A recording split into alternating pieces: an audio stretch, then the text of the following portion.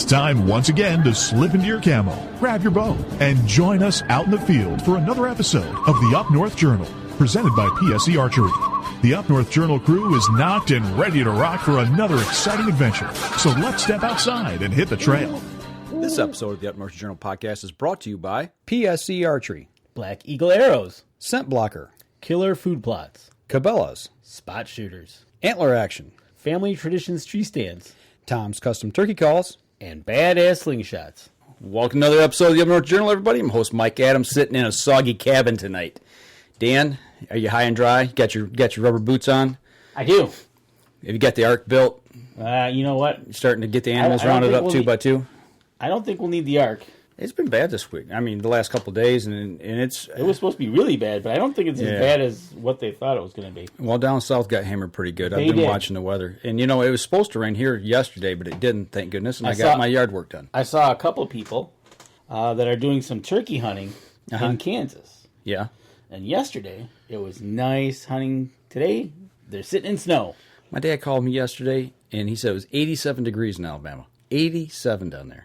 Nice. Yes, a little warm. But then it turned cold in Kansas. Yeah, it turned cold here, too. Right. So, yeah, no. You know, it's been one of those weeks. Kind of been a quiet week, but, you know, we got to have those every once in a while. Yeah. The weather has been blah. Yeah. It's kind of turned. It got real nice there for turkey hunters here in Michigan, and then things kind of got a little sour here towards the end of the week. Got a little soggy. So now, one thing that hasn't been quiet, let's just jump right into what we want to talk about tonight. Over on Facebook, it's been pretty noisy lately with DNR recommendations coming out for the deer regulations for 2017. Correct. They've been posting they posted them and actually made the recommendations to the Natural Resource Commission.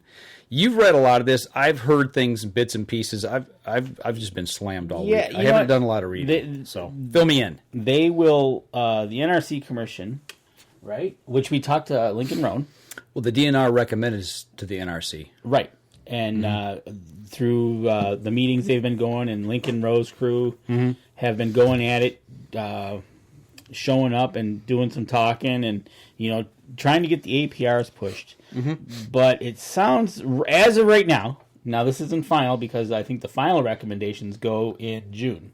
Right. They make their regs. Right. The NRC, but there's a time right now where we can actually voice our opinions. Is that right? Correct. Okay. And that happens pretty much every Thursday, I do believe, in certain various areas of Michigan. Okay. And it looks like so far they are going to keep the Northwest 12. Okay. They're recommending that. Yes. Okay. To keep that and then take away the sunset date. Okay. Every 3 years, they want to. Let's see. I can read it right here for us because I can. Dan's going to read. Yeah. Gather around the campfire, kids. Yes. Here, Papa Dan's going to tell us a story. Oh, boy, really? Okay. You can tell I'm not feeling it tonight, man. I'm getting froggy. Okay, so we'll start with the Northwest 12 because that is they already have the APRs. Yep. So what they're going to do, it looks like there's is continuing the APRs, and they're going to, starting this year, 2017, they're going to remove the sunset date. Okay. So it'll be a forever thing. Until they recommend to do otherwise. Right. So that is the first thing that's going to happen in the Northwest. Now, the Northeast, which is your area, looks to me they're going to continue, or they're going to call it retaining the antlerless tagging options, but they're going to add a 3-point APR to the single deer license. Okay, hold that thought. I just got a message here from Patrick Cloyd. Patrick, I'll address that later in the show. So don't think we're going to ignore it. But something about turkey hunting. Okay, so up in the area that I hunt, the northeastern lower peninsula, basically the TB zone, where we've been dealing with TB for years now, they want to have mandatory APRs for that whole region. Is that right? Which is Zone 2? All across Zone 2? Basically, reading this and how I read it, the Northwest and the Northeast will now have APRs. Okay. That's how I read that. If they're going to add a 3-point APR to the single deer license, Okay, which is because I think the combo tag is already have the APRs in it. They do. And basically, when you buy a combination tag, especially up where I hunt, it's really convoluted. You get 2 buck tags. Yep. You can shoot both bucks during archery season, rifle season, muzzleloader season, or a combination thereof. But what happens is one of your tags is 3-point and larger, if I'm not mistaken. Yep. That is correct. Is that right? Yes. Three on one side. 3 on one side. And then the second one should be 4 4 on one side. Correct. That's how the rules work for me in the UP. Okay. But if you were to buy a lone deer license, buck tag, just your lone rifle license, or a lone archery license, you could shoot a spike. Correct. So they're wanting to take that portion away for those people who choose to buy one tag. Correct. That's how I'm reading that for the Northeast. Also, in our area, you could also take your buck tag in DMU 487, which is the TB zone, and you could actually use that at either one of those tags as a doe tag. Correct. Or antlerless. That used to be this. That used to be the way for how it ran in the UP. Mm-hmm. I could do for archery. For archery, I could use my buck tags as doe tags, but they took that away. But in firearm season, we can do that as well. That's the difference. Right, that's the difference. See, now for me in the UP, they've gone ahead and looks like they're gonna add a couple antlerless areas. It looks like they're gonna keep the rest the same. So basically, under our APRs, or if you buy a single license, then you can shoot a spike or whatever. Now, and it's going to be what, 3-point and larger? 3 on one side, 3 points on one side. In the Northeast, it'll be 3-point APR. Okay. To the single deer license. Yeah. I almost wish they'd go a little larger. That I hold when I'm out hunting, I go for 4 points. Actually, I don't even go. It's not so much on Antler Point Restriction for myself. It's more about age structure. But that's a whole other ball of wax. Right. That's a whole. But this is a step in the right direction. This is a step in simplistic form. It's going to save not all, but a lot of 1.5-year-old bucks. Right. So that's what they're going to recommend. So in the meantime, that is for basically Zone 2, right? Yes. So Zone 1, which is the UP, which technically, if you buy the combo license, you do have APRs. You do, but they don't for people who buy a single license. Right, you don't. And that's I think that's the way. Is it that way down here in Zone 3 as well, or no? It is. Okay. So for the UP, it looks like we're going to continue the way we are presently, with the added exception of some. We're going to open up a couple DMUs for antlerless, and mostly public and private. And it looks like one DMU is going to be private land only, and which is probably not yours. That you're not going to get any antlerless permits in your area. Of course not. Didn't think so. Okay, so that's the north. That's the upper, and Troy says go to 5. Yeah, right on. You will now be able to carry a crossbow during muzzleloading and black powder firearm season. I've seen that change as well that they're recommending. Here's an interesting one. Eliminate daily antlerless purchase limits. Is that in Zone 2? That is under other changes. Okay, and I wonder if they're putting that in like DMU 487 up in the TB zone. I think that goes. This doesn't fall. I think so. This falls under everything. It's under the other changes. It's eliminate daily antlerless purchase per limits. So I'm thinking if you want to go by 10, go right ahead. Yeah, the only thing I worry about that is when you get groups who are against hunting or are against a certain regulation. Like you said at your camp years ago, you go buy antlerless tags and pin them to the wall. Throw them on the wall, exactly. And they don't get used. See, to me, that way, I understand their thought process is guys who want to use their allotment of antlerless permits. They go in, they get them. That way, they don't have to keep making trips back and forth. And then go in, they can just take care of business. Right. But on the other hand, as well, you've got that other problem where people may want to. I think if you got to play this stupid game, right? And I think if you got to do a little bit of legwork, because really, truthfully, how hard is it to find a license dealer, ticket agent? Yeah, right. I hear you. An interesting one that I see here on other changes. Either name and address or driver's license or DNR sports card number may be affixed to tree stands. Okay. There's a whole bunch of tree stands that I've scouted and found. You're supposed to have your phone number on it or driver's license number. Aren't you supposed to remove them? Yes. Sometime in February. Off public land? It's February or March off public land. Yeah, Yes. Yeah, well, that doesn't work out so well. Right. But, yeah. Yeah, Troy also says you should have to take a doe before a buck, earn a buck. We've talked about that a lot on the show before as well. That program really didn't take off as well as what they had hoped for over in Wisconsin.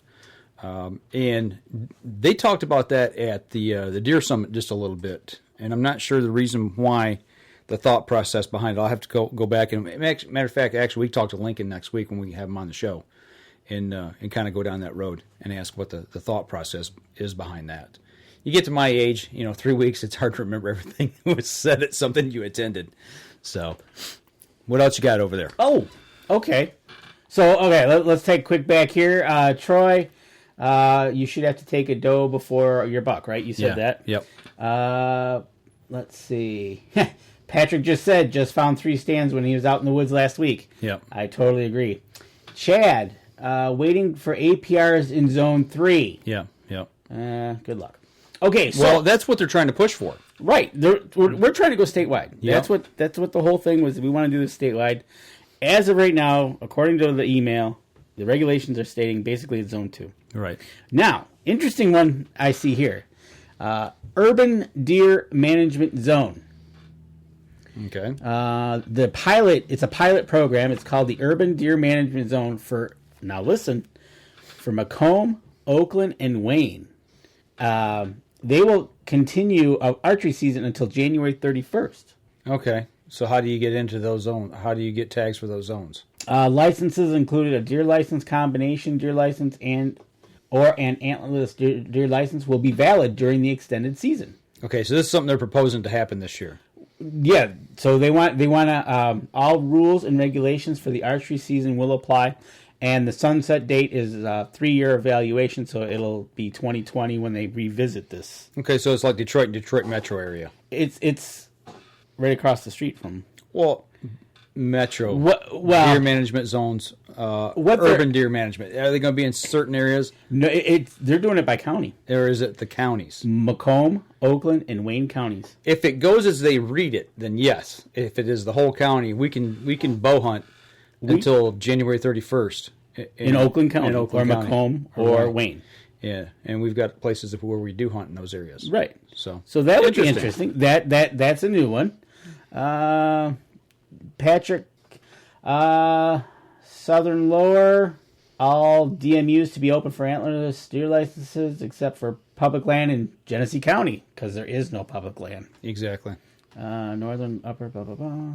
Yeah, and I find that really odd. Of all the counties, this is the one county in the state of Michigan that does not have public land to hunt. Isn't that wild? As much rural land as there is in this area, especially in the southwest corner of the county. You would think that there would be some kind of state land somewhere. Remove the sunset provision from the pilot counties in the northern Lower Peninsula, which allowed for firearms to be used during portions of the archery season by permit. That's an interesting one. Read that again. Remove the sunset provision from a pilot counties in the northern Lower Peninsula, which allowed the firearms to be used during portions of the archery season by permit. Did not DMAP permits. I wonder if those are ag permits. Remove the ability to use firearms during the archery season in the pilot counties, except for the period for October 1st to the 14th. Huh. Yeah, I wonder if those are ag permits. Could be. I remember when they had some of those that went out up in our area. There was a big ballyhoo about that because a lot of the people up there, farmers in those areas, were just shooting a lot of deer. Actually, they were year-wide permits, like block permits, and just letting deer lay instead of taking and actually sending them. And my phone's ringing, and I hope we don't go off the air. I'm going to step out here for one. You know what? Let's take our first break. We come back. We'll continue this conversation. We'll be right back after this. PSE Archery has always dominated the speed category. Now, the most revolutionary cam system ever to hit the market, has perfected the shooting experience. Introducing PSE's Evolve cam system, featuring extremely high let-off capabilities and the smoothest draw cycle in history.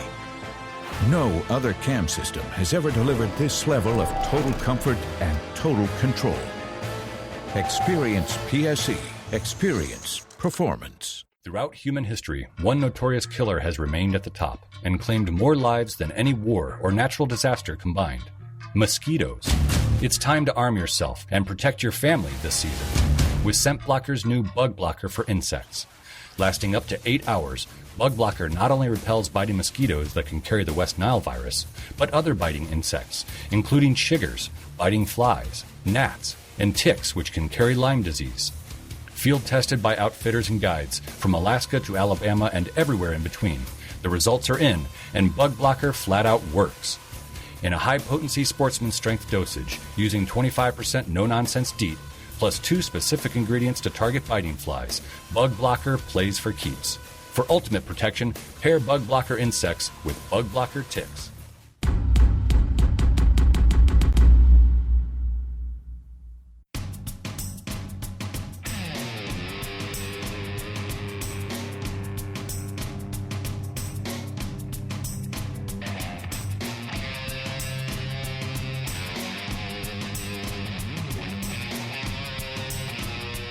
Welcome back. Second segment of the show here on the podcast. Where we're having our Sunday night, Monday Technical difficulties and rolling right along here. Right. On that thought, these are going to go in June. Mm-hmm. So these are just some of the things that they're proposing right now that looks like what they want to say. But that isn't the end. And everybody still has public opinions. We've got public opinions. We've got some meetings coming up. Go to the Michigan Let 'Em Grow page. They're posting when those meetings are. Matter of fact, Lincoln Roan, he'll be on next week. Yep, he's going to give us information on who you can contact. Right. To get your opinions, too. Who to contact. It's going to be an old grassroots, send a letter. Mm-hmm. Make a phone call. Get it in front of them. It's almost like heading down the stretch, right? Yep. So he's going to be on next week. We'll talk with him to get us more information as to who, what, where, and how to and what to do. Mm-hmm. And you can go to Facebook, look at that Michigan Let 'Em Grow page, and see what's going on over there. It looks like they're going to have a contest as well. So cool. Just hey, it's not over yet, right? Yeah. For those of you guys who are on Facebook and who aren't part of that group, go over and check it out. Join that group. It is a closed group. You got to be vetted and make sure. You got to be from Michigan. You got to be. Well, yeah, you got to be from Michigan, number one, or maybe even Hunting, Michigan, if you're from out of state. You might be able to talk to them that way and figure it out. But yeah, it's a lot of good talk goes on over there, and if this is the direction you think things should go, definitely join that group. So, but moving along. Next week we talked about having Lincoln Roan on. Next week we're also going to have, if everything goes well, Anna Mitterling on from MUCC, who is, we've talked about her on the show before. She works between the DNR and MUCC about helping get deer co-ops started in your area. Right, and you were actually part of something just a few weeks ago that she was at. And yeah, the deer browse study up at one of the co-ops just north of the area that I hunt. And it just wasn't one place. No, actually it was 4 different parcels of property, and there was 20 people that were invited to this. Basically what she was doing was getting people to help her with some of her research, but also teaching us how to do this. So it was a win-win situation, and we don't have all the results back yet. And when we talk to her next week, maybe we can figure that out if she's got them done yet or not. Right. But it was a very interesting day spent in the woods. We went up to a friend of mine's place at his deer camp, and that's kind of where she taught the class. It just wasn't a 20-minute. No, we sat there for probably a good hour and a half learning about deer browse and deer browse study, what to look for, learning what the preferred plants are that deer like to browse on. Then there's like a medium range, and then there's the range that's less likely for them to browse on. And if they're in that least preferred, and if you're seeing browse on the least preferred side, that means they're over browsing. There's an issue there. You've got overpopulation. Okay. There's not enough food on the ground for them to eat and get through the winter. So they're all of a sudden when they start eating, like spruce trees, things of that nature, pines. There's certain pines that they don't like. And once you start to see browse on that, then there's an issue. So, but my job for the day was to count deer poop. Yes, it was. You told me that, and I said, so you are certified able to count deer poop. I think so. I don't know how I got vetted for that, but that was my task. And did you do a good job? Evidently. I don't know. I counted. See, there you go. But basically what they're doing is when you do a deer browse study, you build these what are called transects. They're just basically lines on your property, and they like them to be at least a mile, or a mile long. And there should be 4 of those. Okay. Okay, so you're walking back and forth. Walk down one, jump, and hit the other one, and then back again. Right. But there's a way they lay this grid out, and while you're walking the transect, as I was walking this line, then I was counting piles of. Were you count? Well, matter of fact, Andy is asking that question. Yes. Were you counting piles or were you counting pellets? If I was counting pellets, Andy, I'd have been there all day. I'd still be there. No, basically you're counting piles. The theory or the theory behind this is what you do is you're taking 60 steps or 30 paces, 2 steps per pace. Okay, so you walk 60 steps and you stop, and then the person who's counting the paces off stops, and where he's at in a 4-foot radius, 4-foot circle around him, all the way around him, you're looking for 6. We were looking for 6 basic plants or tree types. Okay. Of plant matter, and seeing if they were browsed, seeing if they've been nipped off. Right. Okay. And basically you're looking about 6 foot high to about 6 inches off the forest floor. That's your zone in a 4-foot cylinder, basically. Right. And then you're checking the 6 species to see if they're present, and if they are they browsed? And then my job was to count during that whole time you're going from one to the other to the other to the other. You're counting deer poop, okay, piles. And what I didn't know is a typical deer, white-tailed deer, will poop 25 times a day. So, thus the mile mark that you're trying to hit, they take that number of piles per transect line. Right. There's a formula, and they can figure roughly, not inaccurate, but a rough general idea how many deer per acre that you have in that area. Or deer per square mile, I'm sorry. Deer per square mile. Deer per square mile. Right. So that way you kind of get your deer density, so to speak. There you go. And then figure out, if they overbrowse and. Right. Are they overbrowsing? Yeah. Like you said, you're going to look and see the 6 different types. Mm-hmm. Cool. Okay, so you count. You look for browsing on trees. Mm-hmm. You looked for pellets. Was there anything else in particular that you were looking for? They were looking at canopy cover. How thick was the canopy cover? Basically, was it more than 50% cover or less than 50% cover?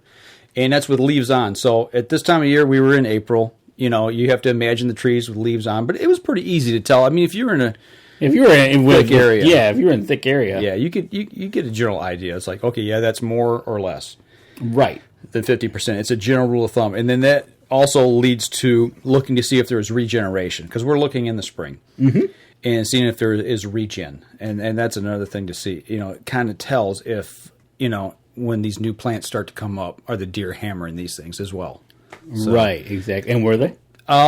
We saw moderate regeneration. They classified moderate. Well, if I say moderate, it wasn't like the place was flourishing. We were in a lot of swamp. In the parcel that I was in, there was some regeneration, but there wasn't a ton of it. So, yeah, it was very interesting. But yeah, the thing that got me was looking at deer piles and knowing that is 25 piles per day on average for an average deer, which gives them a really healthy colon. Yeah, right, Andy. Yeah. So, and the other thing when you're looking at it too is, and we've all seen this in the woods as you're walking through, you can tell one that they look like pellets. There's others that look like clumps, and there's others just runny. Yeah. And it's deer diet. Well, yeah, and what they're browsing on. They're browsing on, what they're, or if there's a change in diet. Yeah. They go through the winter months, the summer months, and back to the fall, and their diet changes as the seasons go, right? Right. You know, the one thing we didn't see a lot of overbrowsing in his area. There was a little bit, not a lot, but we didn't see browsing up high. Okay. Now on our property where I hunt, you can see the browse line. I mean, Yeah. See, it's like night and day. right, and and you can see it anywhere you go where people don't protect their plants. Mm-hmm. You can see that line, and it's Absolutely. like, oh, gee, you wonder what's browsing there, right? And thinking along, if you're going to do habitat, okay, if you really don't know what deer browse on, what their preferred browse is, or what their least preferred browse is, you might plant something that, like dogwood. I didn't know the dogwood up here, the variety that we have here in Michigan, is a high preference plant for deer to browse on in the spring, nipping the buds all off. Oh, okay. So if you're going to plant that for cover and try to thicken up or habitat, you need to protect it. I was going to say, you're going to need to protect it. You're going to have to It's fence gonna be it gone. in. Yeah, you're going to have to fence it in. Whereas, like red pine, something like that. Right. Or a spruce that they really, or a white pine. That's the least of their desirables. So those you don't have to really worry about as much. Did she say, by chance, or maybe, you were talking about that, planting a dogwood, fencing it off. Is there a certain height that once 6 foot. Once they get to 6 feet, they'll survive a browse? Yeah, that's generally the rule of thumb. As they say, the average is 6 foot. You think about a deer getting on its hind legs. Right. No, but no, for the tree to survive, was anything said? It wasn't talked about a whole lot. I might have to ask her that next week because I understand fencing it off, but at what point are you can you pull that fence off? Mm-hmm. One of the medium preferences, white ash. That was one of them. Okay, so matter of fact, that's what Andy's asking right now. So what is the most preferred? Dogwood, and let me go through my little booklet here because that was a couple weeks ago. Low preference was the balsam fir and the spruce. And I got my little booklet here. Hang on with me just a few seconds. So the dogwood is a high desirable. Aspen's a medium preference as well. Red maple, that was the other one. Red maple is high. Is a very preferred plant for them to chew on. And what they're doing is they're hitting the ends of the branch. They're hitting the buds. They're just nipping the buds off. Yep. So the dogwood and the red maple.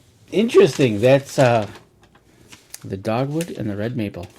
And trying to find it sounds like the spruces are on the low end. Red osier dogwood. That's what the actual name of that dogwood species is called. Red osier dogwood. High preference. So if you plant dogwoods and you want them to survive, you better fence them off. Now here's the other thing I learned. Going through, they brought in these samples, these actual twigs off of these 6 varieties we had to look for. Okay. And you think, okay, you look at a leaf, you can tell a leaf. Well, there's no leaves on now. So how can you tell what species is which by the buds? Oh yeah, just by looking at them.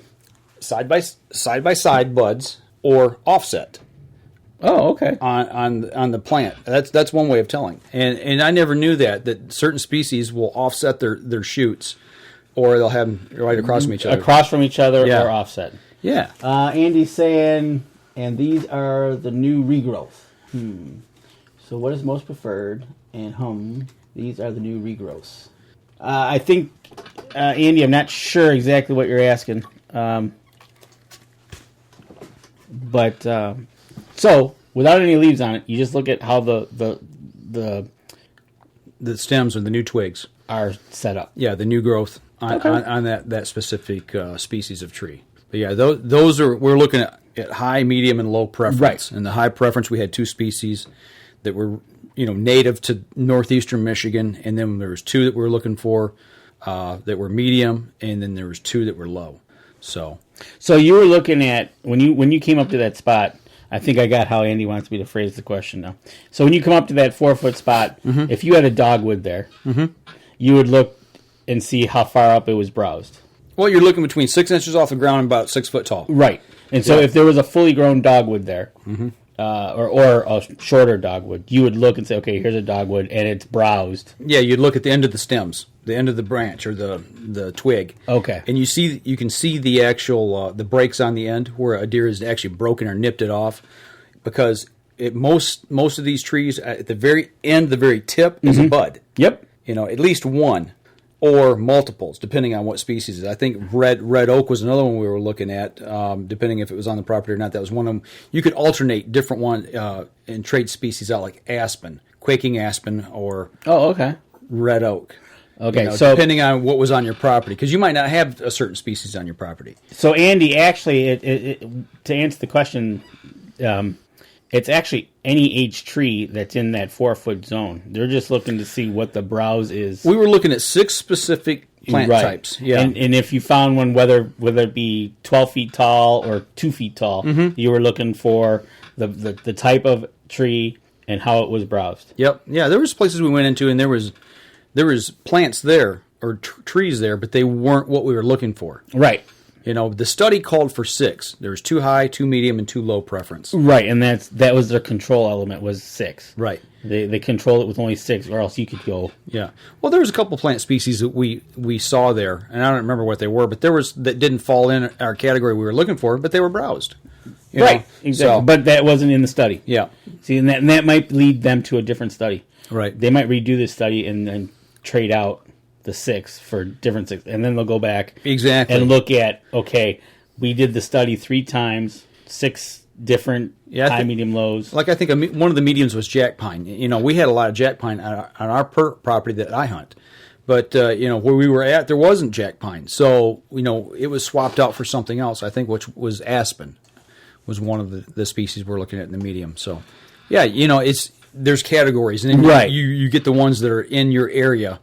And then you use that for the control. Correct. And yes, Andy, they'll browse any size of the tree. Mm-hmm.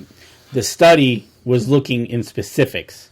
Like Mike said, there might be other trees they browsed on, but yeah, it's any age. They're just looking from 6 to 6 feet. Yeah, 6 inches to 6 feet, and they're looking for that. So you could have, like a jack pine in our area that we harvested not all, but most of our jack pine off of our property in our logging project of the area we were logging in, and those trees were 20 to 25 years old, and actually they were almost past mature.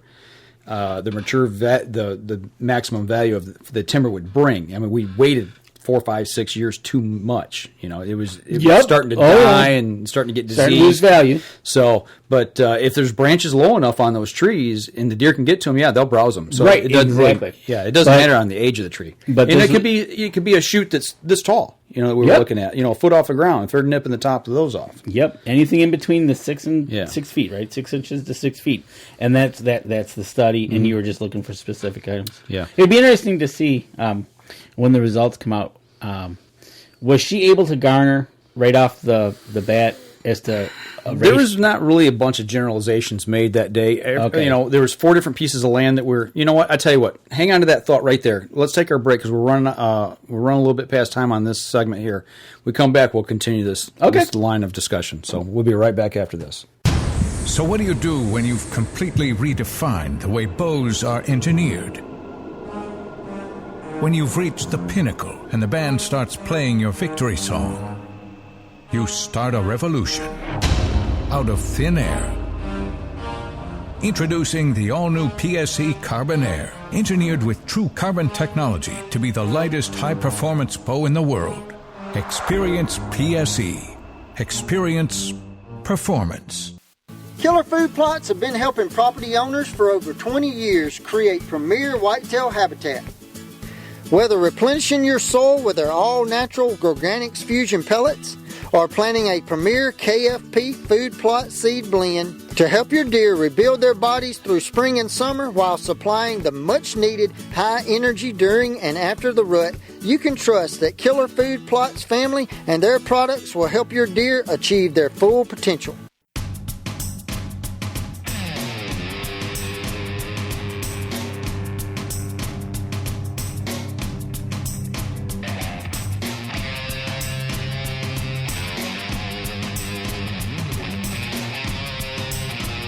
Welcome back, third segment of the show. All right, I've already forgot. What were we talking about now? What direction were we going with this? Way to go, man! You're doing well. The generalizations. What I wanted to know is, did you give her numbers, and was she able to quickly take the numbers that you gave her, jot them down, run them through the formula, and say, hey, It looks like right now No. preliminary. Okay, so No. We just turned in our data sheets, and she was going to take them back and start working on them, plugging numbers in, and compiling data, because there was 4 different pieces of property that we were actually walking. I was on one piece of property. I was with one group. There was 1, 2, 3, 4 or 5 of us in that group. There was five people in each group because there was 20 of us there, and there was 4 parcels. And at one point, one of the guys had to leave a little early, so he took off. So 4 of us finished. Okay, and that took several hours too. That just wasn't... spent about 3.5 hours out in the woods and walking the transects, the lines. And what was nice was they already had the gentleman that had us up to his camp already had general markers out for us, so we walked in a straight line. Oh, really? Yeah, and he kind of went and did the 30 paces. So he went out kind of before everybody got there and put a flag down and put a marker. Yep. And he probably was doing GPS so he could make sure he was in a straight line. Could have been. I think it was. Yeah. I would. Yeah. Or compass. Right. That's pretty much the way they do it. So you do up, turn and come back. You go over so far and then turn and come right back. Question. Yeah, I was good. So you move over X amount and then come back. Yeah. Let me dig in here real quick. But yeah, that's interesting. There's things that this is just the Michigan trees that you were looking after. This is the little booklet that she gave us to actually do, to look for the right trees. Yep, and examples, because she didn't have enough examples for us to take with us. But we can talk with Anna next week. Absolutely, it'd be good to explain how the transects work and how far you have to lay them out and the quadrants and all that stuff. But exactly. But you know what? What's even cooler? By this time of year, what else? There's 2 other things we're looking for in this area as we're out doing this. We're looking for sheds. Well, because my job was to sit and look at the ground the whole day long. Oh, there's a pile, there's a pile, there's a pile, there's a pile. But also, if you're in an area that has morel mushrooms, at that time of the year, you can actually find them as well. So, it's not just looking at deer poop and looking at trees and making notes. There's much more to it, and being able to spend 3.5 hours in the woods. Not only that, we were out in the middle of April in a swamp in short sleeve shirts because it was 70 degrees and there was no bugs. Isn't that nice? That was cool.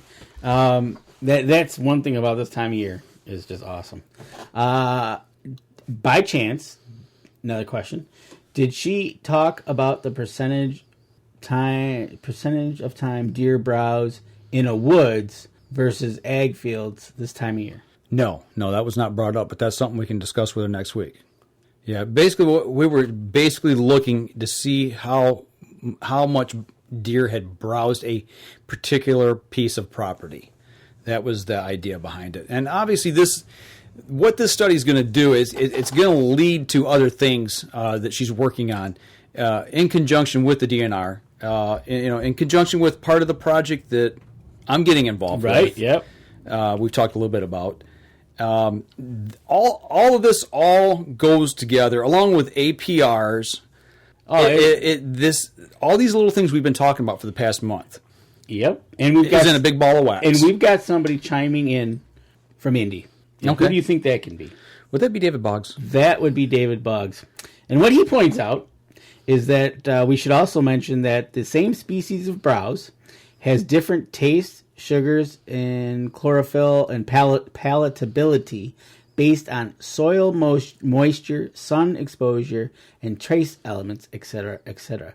A tree even 10 feet away has different phototropic panel. You can go real deep in this. He just wanted to say hi. Hi, David. Yes, you can. And David has studied a lot of this stuff at Purdue University. So he's got a background in wildlife biology. So this guy definitely knows what he's talking about. A little bit. And actually, once we get this project up and running, David's one of the guys I'm going to probably lean on very heavily and try to coax him and leaving Indiana and coming to Northern Michigan.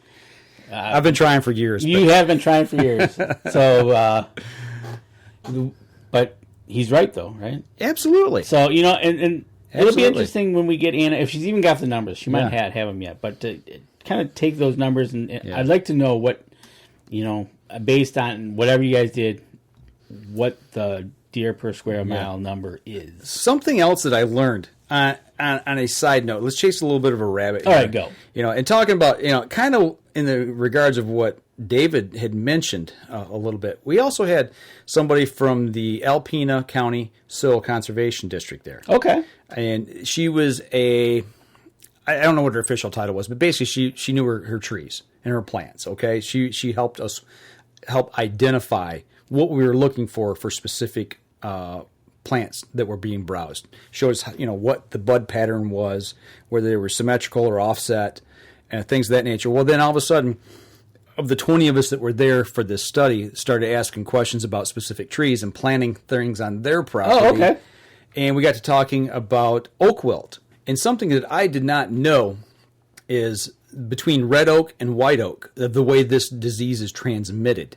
Okay? Okay. The red oak transmits it through the root system, okay? Once it gets oak wilt. And what I didn't know is they root sprout, okay? These trees root sprout. And the white oak, when the white oak, I'm trying to think of how this was worded. It's funny you say that because the DNR just came out with the advises caution to prevent the spread of oak wilt disease. They said white oak is the preferred species to plant in helping to maintain or curb oak wilt due to the fact that when it gets it encapsulates it. Inside the tree. It will encapsulate it and not spread it through the root system. So if you're looking at planting trees on your property, oak trees, white oak is a more preferred species to plant than red oak, because red oak will root sprout and spread this disease through it. Really? And they talk about the bug that carries this fungus. It's a fungus. It's a beetle. It's a beetle that carries this. And once it gets it, like if you cut a tree, yep, and you're pruning a tree, like a power company does, yep, in certain areas of Michigan at this time of the year, which the DNR recommends at certain times of the year, like July to August, I believe, or June to August, they don't want anybody cutting and pruning oak trees, because what happens is when you open you prune, it opens a sore up, okay? The white oak will encapsulate it and keep it from spreading, but what will happen is these beetles will go to these open sores on the trees, right, get this fungus, and then take it to another tree that has an open sore and spread it that way, and then it starts spreading through the root system as well. Really? So that's something we learned that was really cool to know that, hey, if you got red oak trees, don't go out and start pruning your trees in the middle of the summer. Don't go and do a clear-cut log harvest and an oak stand in the middle of the summer.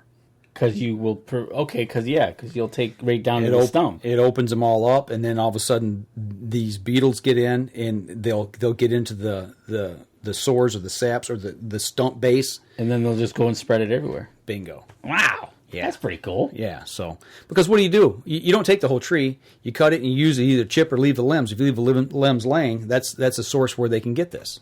So that's one of the ways oak wilt's being spread. So yeah, I learned that as well. That was pretty cool. So, does the age of a deer make a difference in what they eat? Good question. I don't know. I do know when we're talking about age of deer, and this is strictly on food plots. Well, maybe not so much food plots, but an older doe. We talked about this before, called dispersal of young bucks. We've seen this before on food plots, but we've seen it in the woods as well. That an older doe will protect her area of food source and kick and run off yearlings, so she can get the best food source. Because number one, she's making milk for her fawns as well. So she's gonna garner the best food source around. I don't know if that answers the question or not. Actually, okay. So with that being said, we've got a David Boggs answer to Andy's question about where do they feed in the woods or on the edge. And they feed, according to David Boggs, they feed on the edges between the woods and the fields in the spring to get light first and more moisture. So they're feeding on the edges. So Billy Hoffman chimes in with he loves the QDMA and practices APR on his own, but have yet to see a scientific reason why APRs on its own fits in the sound scientific management plan that Michigan by law has to use when creating regulations. There's Jim Brucker actually talked about the science behind the APRs and what was being done down in Missouri, and they abandoned that mindset in a couple counties, and they saw the disease in those counties explode. And I believe that was that CWD that they were trying to curtail down there. Yes, and it has to do with just what we're talking about fawn dispersal or yearling buck dispersal. Yearling buck dispersal. They're and actually Jim Brucker said that at the summit. Mm-hmm. He says they're it's the social structure and the way that the does interact with the younger bucks and kicking them out of their core area and getting them to run off from the place that they were born and raised that first year. Correct. And once they have the disease like TB or CWD, when they're kicked out of their area or out of that core area, they leave that family structure and they take off and go and seek out another family structure in a different area. And once that happens, they take the disease with them. So that's part of curtailing that. Right, and that was the whole thing that they're missing the point. Yeah, well, shooting does with twin buck fawns. Yes, that was the key, and that's part of the QDM and the APRs is holding those bucks in that area, letting those young bucks stay, letting them grow, becoming the older mature bucks that do most of the breeding. And you're right, Billy. It makes sense because the DNR will need to use the science for the NRC to pass a reg on it. #politics. Yeah, we won't go there. But, you're right. He proved it. It was in Missouri. I think it was Missouri. I think it was northeast Missouri, actually. They had an outbreak, and they said, okay, we've got these 3 counties. We're going to abandon all the regulations we got, and we're just going to go in, and we're going to do it, and it didn't work. Yeah, it backfired on them, and actually they had an explosion of... So the numbers increased. And that was... Of diseased animals. Kind of a wow factor as to, hold on, guys, don't overreact. Mm-hmm. Think about what you're about to do. Mm-hmm. And then, that's part of this whole, going by the proper channels to get what they want to do. And unfortunately, there's some powers that be in the state that, like Billy said, politics. Change is not good. Keep the politics out of this. If these guys would start to look and listen to some of these universities that are doing some of these major studies, listen to some of the deer biologists that really aren't backed by any group per se, Dr. Grant Woods, Dr. James Kroll, who do this for a living and have their whole lives invested in this. We've learned a lot. I mean, when we talked to Kip Adams, we talked to him actually off the show, talking about where a lot of these studies are done and the way it's being done and the things that we're learning. I mean, we're learning a ton of information here in the last 10, 15 years. And he even said, you've got all these colleges out there that are doing these studies, that are doing this stuff. Use it. Use it, absolutely. And matter of fact, the predator-prey study, Mississippi State. Mm-hmm. Mississippi State is in Mississippi, and they're doing work up here. Right. And I think the one report he was talking about was Georgia. Yep, it was out of Georgia. Yeah. So, it was just one of those things that it was just... But get sound information, though, too.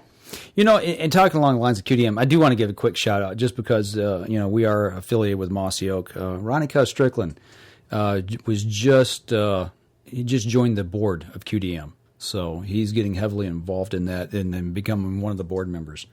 So congratulations to him as well. So anything else popping up there? No, it's going slow. All right.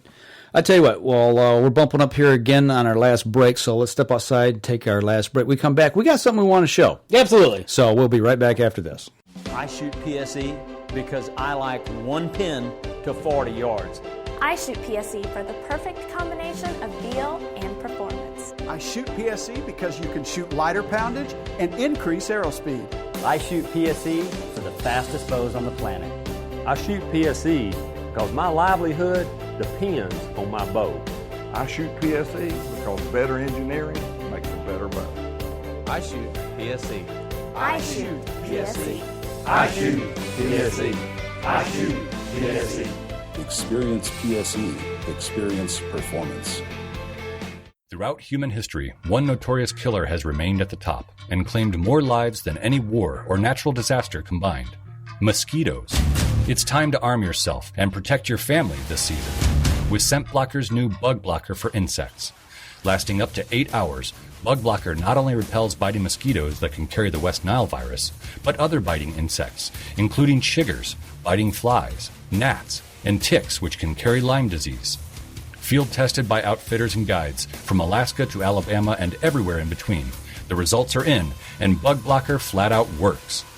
In a high-potency sportsman strength dosage, using 25% no-nonsense DEET, plus 2 specific ingredients to target biting flies, Bug Blocker plays for keeps. For ultimate protection, pair Bug Blocker insects with Bug Blocker ticks.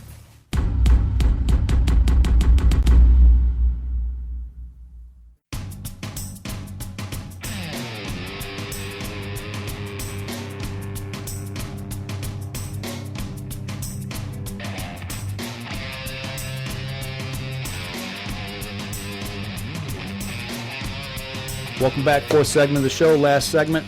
Man, we just did a whole entire segment on Facebook Live in between the commercial break. Right. So for guys listening to the podcast, you really need to tune in on Facebook. Tune into Facebook. I tell you what. You just missed 10, 15 minutes. Yeah. Great deer discussion. But we're back here in the show. It's been a one of those weeks, kind of weather, but something good happened this week. And for the guys who listen to the podcast, you're going to get to hear it, but you can't see it. Right. Because we're going to show some stuff right now. We're going to show it. But I got a text from home with a picture. And there were some boxes waiting for us. Sitting on the doorstep. And it looks like we might have to take a day off of work. You think? I think so. Get out and do some shooting and get some stuff set up. Well, what are we going to be shooting? Well, for those of you who've followed us for any length of time at all, here, grab that one. Know that PSE is our title sponsor. We've talked about these bows this year from ATA, and for those of you on the live stream here, I'm going to put this up here for the camera so you can see. This is my new Evolve 31 for this year that we're going to be shooting, and I fell in love with this bow at ATA, man. I tell you what, it's lights out. It's got the same cams this year as the Carbonair does, 80% to 90% let off.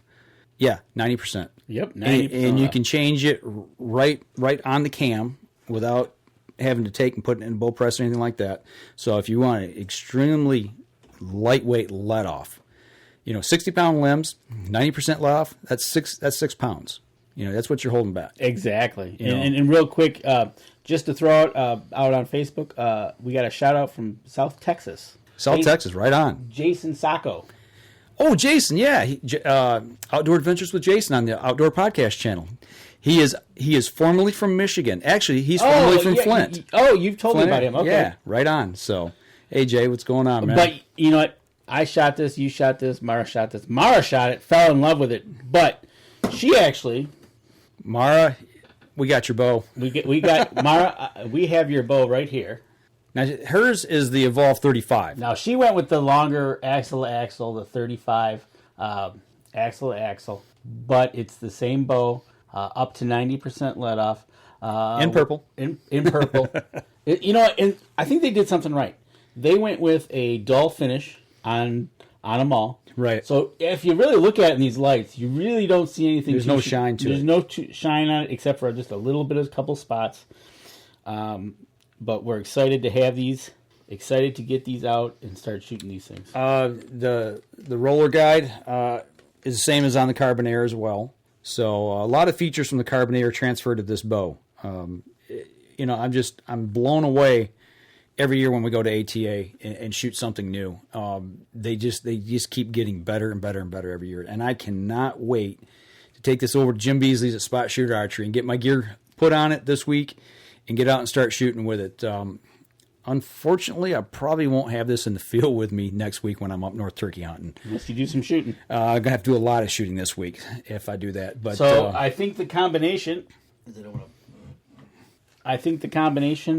of the Evolve and some Black Eagle arrows will be doing some good work this year. Get the job done. Absolutely. So, but we're definitely proud to be able to be shooting these again this year. PSE has been with us for several years now, and we just love them. So we wanted to give them a quick shout out and thanks again for partnering with us. Absolutely, and it's kind of it's really neat when we talk to PSE. Help me quick. Bobby Vargas? Bobby Vargas, thank you very much. Bobby, you can send him an email. He forgot you this week. I forgot your name this week. That somebody actually wanted the modules for the 65% let off as opposed to the 80 to 90. Yeah, that's one thing. You can order a module that will, instead of being 80 to 90% let off, it'll go from 65 to 80% let off. That you can adjust it back the other way. Yep. For people who like a heavier back wall, a heavier let off on it. Yep. I'm losing my mind too. It's been a long week. It's been our Monday on Sunday night.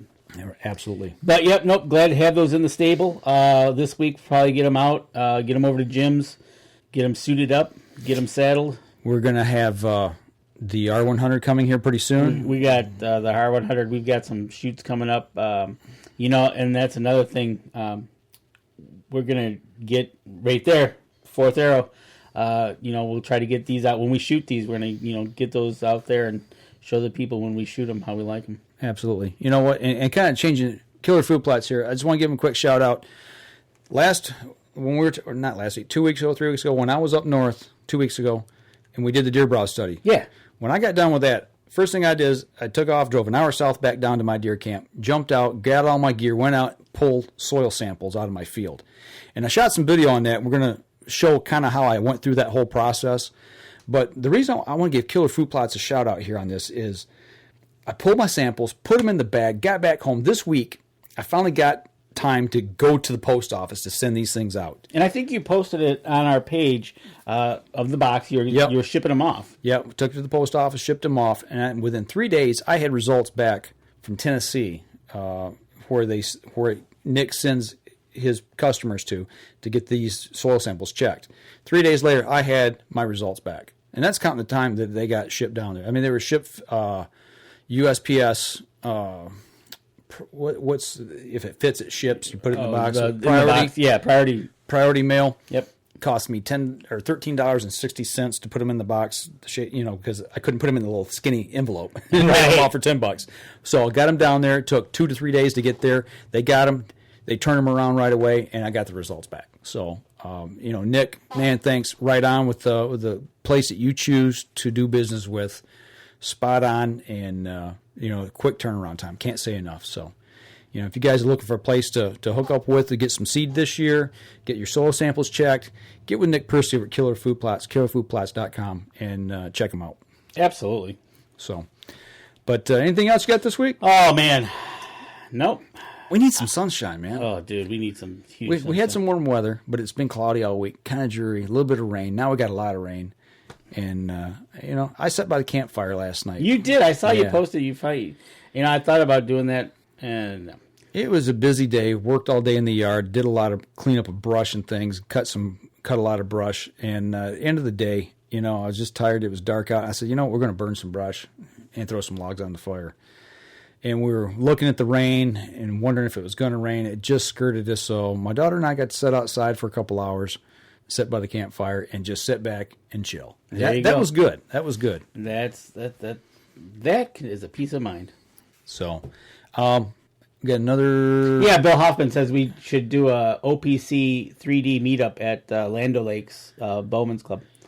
If I can get some people over from the OPC from out of state here, that's one thing we've talked about, Bill, is doing a shoot. Whether it be at the R100 or whether we do it in Ohio or Wisconsin. We kind of choose the R100 because it was going between the states and we were thinking about maybe picking one of those weekends that it was in one of the other states to go to and spend the weekend. Yeah, finally. So definitely, Bill, that's on the radar. A common meetup place, for sure. And Jason says 37 degrees up there. Jason, keep it up that way, and when the snow flies, let us know. Yes. So, but that's all I got this week, man. It's been busy. It's been busy at work. I haven't had a chance to do a lot in the outdoors. Sat by a campfire last night, but the bows came this week, and I'm looking forward to getting up north this coming weekend and doing a little bit of turkey hunting. Yep, absolutely. Good luck this week, man. Yeah, it's time for me to get out and get something done. So I'm going to get out and at least sit by a tree and try to call some turkeys in, whether it happens or not. And a quick weather update from Charles Byram, who's in Iowa. I don't want to hear about it. He's got snow due tonight. Oh, okay. Well, that's okay. You can keep that out there too. That's fine. I thought he was going to tell me it's like 80 degrees out there or something. Yeah, I was waiting for that, but he says there's snow in the lineup. All right, everybody. Well, thanks for everybody chiming in tonight, watching the live stream. For these guys on the podcast, we talked about some things tonight that you didn't get to see. Go over to the live stream. We've actually got it posted on our Facebook page. Check it out. And then tune in next week. We're going to have Anna Midlerling on from the Michigan DNR, Lincoln Road from Michigan. Let them go, let them grow. And, if you got questions, chime in there. Get on there. By about 7 o'clock, we'll kick it off. And if you got questions, matter of fact, what we'll do is we'll probably do a little tease earlier in the day, and maybe we'll get some questions lined up for. Yeah, and actually, when we talk, if we get Lincoln on earlier in the evening, because we probably won't have him on the same live stream as Anna, just due to the way our technology works. We will try to live stream that as well. So it might actually be a little earlier. It might be 6:30ish. And before we go, you got to close the loop on something. Got to close the loop on something. What's that? Patrick Cloyd. Oh, the tag's in the mail. Thanks. You know what? Let me sign off here on the podcast, and we'll continue this conversation on the live stream. So for those of you on the podcast, join us again next week. Make sure that if you're out on the water or in the woods, shoot straight and be safe. That'll do it for the Up North Journal. This episode was brought to you by PSE Archery, Black Eagle Arrows, Scent Blocker, Killer Food Plots, Cabela's, Spot Shooters, Antler Action, Family Traditions Tree Stands, Tom's Custom Turkey Calls, and Badass Slingshots. Thanks for listening, and join us again here next week. Until then, remember, as we always like to say, if you're out on the water or in the woods, shoot straight and be safe. Until next week on the Up North Journal.